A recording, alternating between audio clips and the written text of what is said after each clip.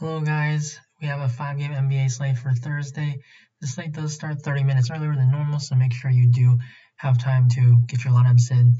Looking at the first game, Philly against Orlando. I think this is the least appealing game on the slate. Looking at Philly, Joel Embiid's probable. Orlando, this is a slow defensive-minded team, so it's not a good idea to target players against the Magic unless, for specific circumstances, but these guys are priced up. They played big minutes against the Raptors because it was a close competitive game. They always want to let their stars run out there a little bit more. So I think here, Philly, I'm not really interested in any of them. Like if you want to play Iran really take shots on Embiid, Simmons, Tobias, I think that's totally fine. But everyone else, you're really asking for a very good shooting game, very good steals, blocks game out of them. So I'm just not really going to like anyone here. For the Orlando side, Vucevic, he's someone that's had a lot of success against Joel Embiid in the past. Like, I remember a few seasons back, he had a triple-double against him. He's had a lot of 20 and 10 games. So he's just more of like a finesse center that suits up or matches up well with Embiid. So if you want, you can go with him. But at 8,700, it is tough to pay that price tag for the defensive team that Philly is. Fultz is okay, 6,300. It is a revenge game, but I mean, it's been, 2 years or so now, so I don't think that's something that we really need to go to, but I think you can take some shots on it. Aaron Gordon's interesting. I think he's like the GPP play of this game. You look at his minutes, he's been on a minutes limit, and somehow he only played 22. There wasn't any foul trouble or injury, so I don't know why that's the case, but Michael Carter-Williams closed ahead of him, so if you're trying to build a role, you want to have at least, or at most, one of Gordon or MCW. If you get a game where Gordon gets close or over 30 minutes, because he got 30 here, it's possible that he can play 30 minutes. I mean, he was playing 28-29, what it was expected, but it's tough to go to him when they said that his hamstring's just not going to be 100% for the time being. For value, MCW, I guess, if you want to take a shot on him, because you think Gordon, maybe he gets, limited, or because of foul trouble guarding Simmons or something. So if he's 3,600, short slate, you can go there. Sacramento, there's some interesting plays here. Fox is going to be in play. The Rockets, they have some good individual defenders, but just as a team, they're always in like these high-scoring games. And the Kings, they do have pieces that allow them to stay in a lot of competitive games. Buddy Hield is fine as well. I'd prefer to go to Fox for 1K more, but I think the best tournament play is going to be Marvin Bagley because he had a really great game last time, but he just never entered after his first stint after halftime. So there's a very good shot that if he play, and he's played well, if he plays just as well, but Richaun Holmes doesn't play as well, I'm pretty sure Bagley's going to close. And when you do get that game where Bagley does close, it is very likely that he's going to be able to put up a 10 and 10 double-double. He's someone that can get a few blocks and steals, and he can shoot the three, so it always is nice for the bonus on DK. So 5,300, there's a lot of upside here, 40-point upside. I'm going to keep talking about Bagley because he's going to break out sometime, and you don't want to miss it and then have the field just on him. So I'm like Bagley over Holmes, Barnes. I think Bagley's going to be my most owned player for this side.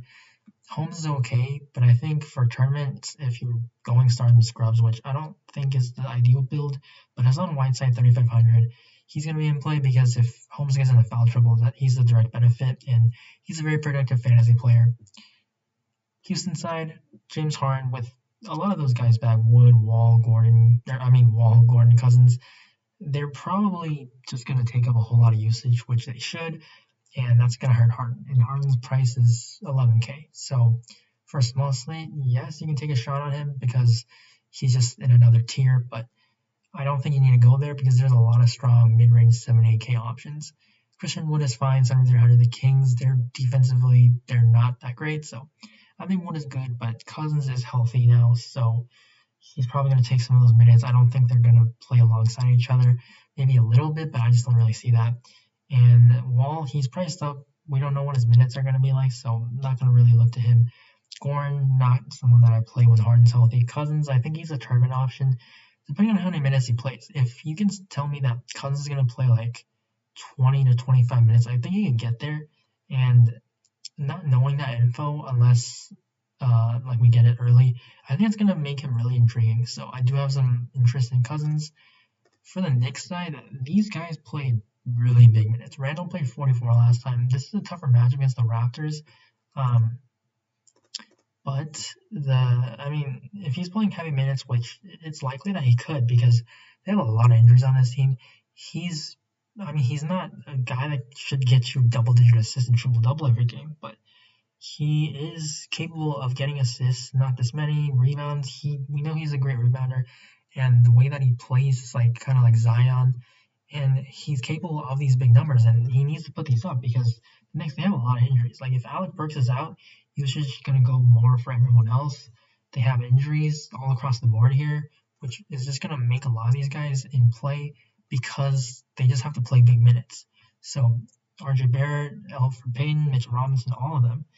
I think Robinson makes sense for a tournament play because he has good upside as long as he stays out of foul trouble. Elfrid Payton as well. If Burks quickly were to miss, he's definitely in play. So I do have some interest here for the Knicks. For the Raptors side, it's the Knicks. Their defense isn't that great, so I'm going to like Siakam, Lowry, VanVleet, and all these guys because Siakam's priced okay, but Lowry and VanVleet continuously, they're just not priced where they should be. I'm going to prefer Lowry over VanVleet because VanVleet always plays with Siakam while Lowry plays without him, so it just helps him with everything.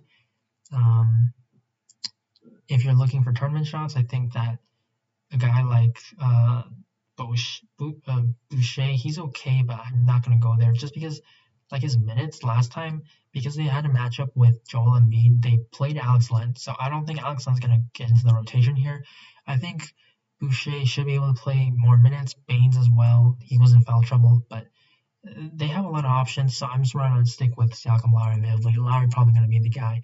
Then Siakam and VanVleet in that order. New Orleans, Ingram and Zion are always priced so similarly that I just don't know who to pick, but I think I'm going to have to lean with Ingram if I had to choose because he just has more assist upside. And Zion, he gets more rebounds most likely, double-doubles, but Ingram with the assist, more scoring ability, I prefer him. And also Zion, he's center eligible, so if you really have to play as center, he takes up that spot, which usually it's a position where you're really factoring opportunity cost. Lonzo's okay, 6,500. OKC's not supposed to be a great team. So, sure, he can triple-double sometime. It's going to happen, but we just don't know. Eric Bledsoe, 5,600. He's been burning so many people. And, one of these days as well, he's going to have a pretty solid game. If he plays well, he will close. So, always for tournaments, Bledsoe's going to be in play. Hopefully, the price does come down because he's been 5,600 for quite some time now. Josh Hart, JJ Redick, tournament options. If they're playing well, they'll close. Josh Hart, more of the rebounder, defender, Redick, the shooter. So if Redick were to get hot, he definitely can hit value. OKC, Shai Gilgeous-Alexander is going to be one of my favorite plays here. They're playing at home, so maybe that can help keep this game competitive. And SG is just going to be the guy here. He's 8,100, which I think he's going to be 9K soon. And this is a good matchup. Fast-paced, poor defensive team. You might see some Lonzo Ball defense. Eric Bledsoe's a good defender, but Bledsoe's undersized, and Lonzo, SG is very talented, so I'm sure that he can definitely match up really well with that. Al Horford, 6,100. He's kind of pricey because his minutes just aren't going to be there. Baisley against Zion, I'm probably not going to go there. Dort's been priced up. He's more of a defender. He's just not going to have like these crazy good shooting games. George Hill, still 4,700. I'm actually going to have interest. I know I said that I didn't have as much last time, but I think I will because of the matchup against New Orleans. It just helps when you have a point guard in a fast-paced environment with a poor defensive team. So he makes sense, and especially it's a 5-game slate, so you don't have as many options. But that's it for OKC. For the last game, Phoenix side, Utah's a tough defensive team, but I do think that they should stay competitive with Chris Paul now. I like CP3. I think he's my favorite Suns play because if you look at numbers in the past, like with Booker, he's priced up. DeAndre Ayton, he has upside, but this is a very tough matchup. Like if you look at in the past how he stacked up with Rudy Gobert, his numbers just do not look good. Like I think how great of a defender Gobert is, it definitely does give Ayton a lot of troubles. And Ayton's someone that gets in a lot of foul trouble. And at this price, you really need him to stay on the court, get you like a 20-10 game or something. And it's just tough to see him get there. So just looking at Ayton's past numbers, I know it's not everything for head-to-head matchups, but it gives you some pause because Gobert is one of the better defenders in the league, best defensive center. And for Chris Paul against Conley, they've had, just a long history. Like it's over 10 years of games that they've played, and I think that both of them are fine. I'm obviously going to prefer Chris Paul because Conley's just not as great of a fantasy player. He's had some big games as CP3, but just looking at all the game logs, right? CP3 going to be the play. He's 7K, and when you look at Utah, Conley had a big game, and they're only $30 apart. I think people are going to go to Conley, and I just don't want to chase that. So for Phoenix, it's going to be CP3 mostly, and that's really going to be it for this side. For Utah, Mitchell's priced down. I'm going to like Mitchell over all these other options. I think Gobert's really good too, because I think he's just underpriced. He should be 8K plus. He's usually a double-double lock, blocks and steals upside. And Mitchell, this can be one of those games where we've seen in the past where he's against someone else, like a big-time game. I'm not saying this is because it's early in the season, but when there's a guy like Devin Booker on the other side, CP3, Mitchell has games where he just goes crazy with the shot attempts. And if he can play a little bit well, like shoot a little bit better, I mean, he's already putting up 30, 40 DraftKings points here. He's 7,600. You get 40 points. I mean, he's good there. And he has the upside for 60. So Mitchell, he should play bigger minutes here. Hopefully it's a competitive game. And then Boyan, 5,800. He's someone that rebounds pretty well. Not like amazing, but especially with Gobert and Favors on the team. But he's a shooter, and if he's able to shoot pretty well, 1,500, it's an alright price. Royce O'Neal, just because like if you really want to go to value, which I don't think you really need to, but he's a really popular cheap play. Derek Favors, probable 3,600. I think it's like Whiteside and Nerlens Noel on this slate because they're 3K centers that have a path to 20 plus points if the starting center gets into foul trouble, and that can certainly happen when you look at like Holmes, Wood, Cousins. They can drop some fouls. Mitchell Robinson against hopefully like Siakam driving the basket, Baines, Boucher, and then with this side with Ayton, like there's a path that they get in foul trouble, and then on a 5-game slate, you get one of these 3K players that gets a boost because of minutes. That could potentially be a tournament low in play. So that's why I like these guys, have some at least a little bit of interest. But you don't have to go there because I'm not going to pay off for these studs. So SGA going to be my favorite play, and then I like Donovan Mitchell. The mid-range is really where it's at for me. And then Marvin Bagley, he's someone that just has big-time upside. I'm going to be here for it. And then Alfred Payne, if Alec Burks is out, if Burks is in, Quickly is in, it's not as safe for Payne. And then New Orleans side, I'm going to take Brandon Ingram over Zion. So SGA, Mitchell, Ingram, Bagley, and Alfred Payne going to be the core 5 for today's Thursday slate. So hope you guys have a great New Year's Eve. And if you enjoyed this video, please leave a like, subscribe to the channel as always, and I'll be making more videos in the future. So make sure you stay up to date with news at Twitter, or on my Twitter at Boffles.com. Boffles. I don't know what I'm saying right now, but yeah, you understand. So good luck on the slate, and see you next one.